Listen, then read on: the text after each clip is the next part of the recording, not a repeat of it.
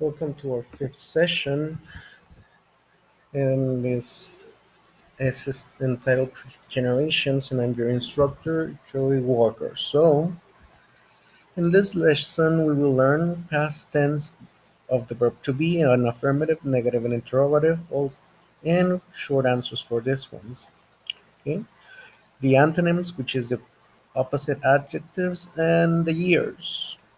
How to tell the years, or how to say the years. So first, grammar spot, past tense. Whenever we talk about the verb to be in past tense, and we use was for singular, I in third person. For example, affirmative, I was happy, he was hungry, she was a nurse, it was big. And for plural forms, we use were. You were at school, we were early, they were quiet.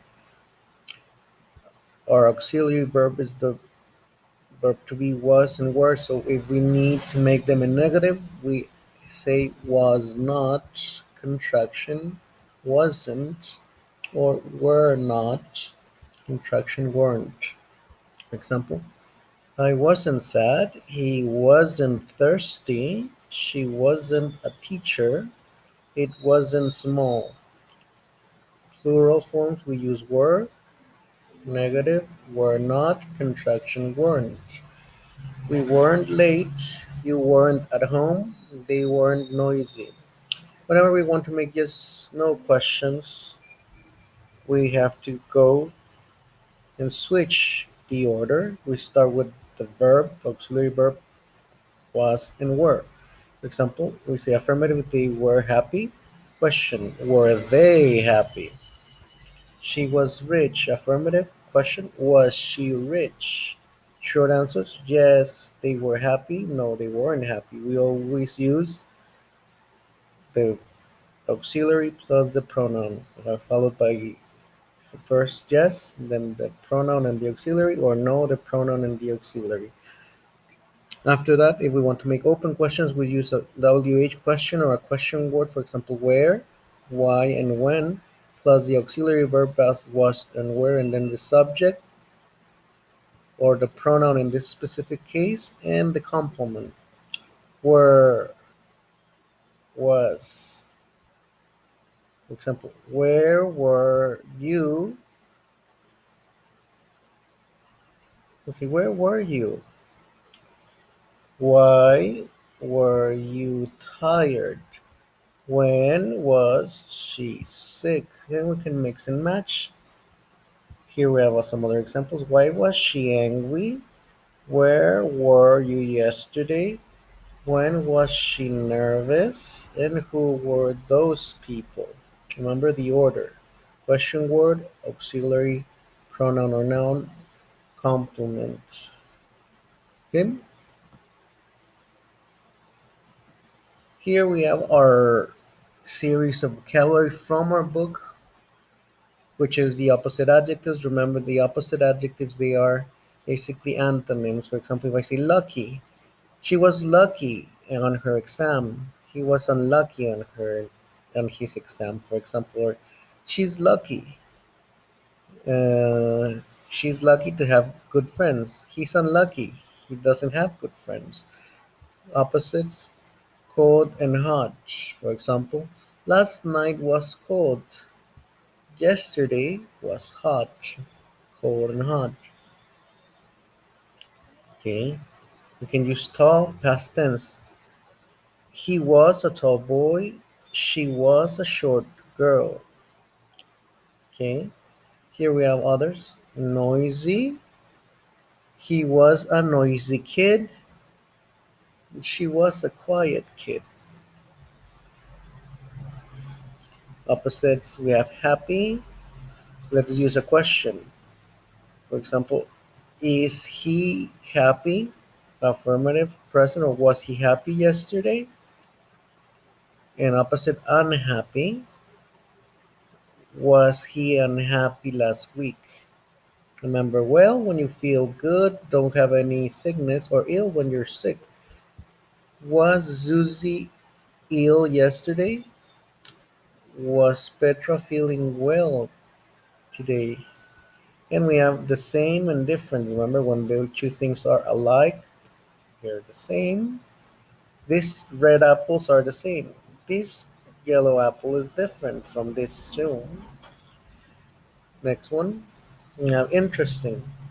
That was an interesting book. Then we have boring. Was it a boring book? We have the last ones from our vocabulary that you're going to use in your exercises, in your workbook. Yeah, friendly. The salesperson was friendly with the customer. Then we have unfriendly. My boss was unfriendly to my coworker. Okay, friendly, unfriendly, was and were. Here we have the last ones. We have Mr. Burns. If you know or if you have seen The Simpsons, you can tell that he's an awful person with all the terrible things that he does. Here we have this guy. Says it's a great person because he does fantastic things, great things. He's running a run for some animals to collect dog food and whatsoever. So he's a great person, a good person, or he's doing fantastic things or excellent things. Going back to our vocabulary. Okay, so this is our vocabulary that we're going to use. Now, let's finish up with this lesson. We have the years. How to tell time, telling the years. Whenever we want to use the years, we have two options. The ones that we use two by two digits. For example, we have this one's 1798. So it's year 1798. We have year 1521, year 1995, year 1958, year 1870, and year 1763. By rule, all of the digits or all of the um, years follow two digits. There's some exceptions. The ones that we use in full are the ones that we break up because they have a zero here, for example, or they finish in double zero. For example, we have 17 and don't say 1, you say 1701. Here we say 1900, year 1900, year 1701, year 1507. And ever since we reached the year 2000, you know, say 2000, we say year 2000, we say year 2015, year 2020, even though 2020 can be used as well. For example, 1990 or year 2020 could be used 2021 or 2021, depending. Here they're using this for emphasis in the millennia. Well, that will be all for the session. Have fun. Take care. I'll upload your audio scripts and more material for you to work. See ya. Bye bye.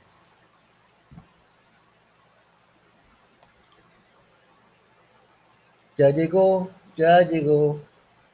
Creo que estoy en la Celia.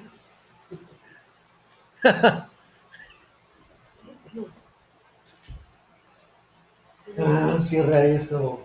Y luego al final, amor, o sea, para que vean que sigo aquí en cuarentena. ¿Qué? Pones al final, para que escuchen. Sigo en cuarentena. Nada, pongo un audio para. Aquí en cuarentena pongo el audio. Y como no me ven.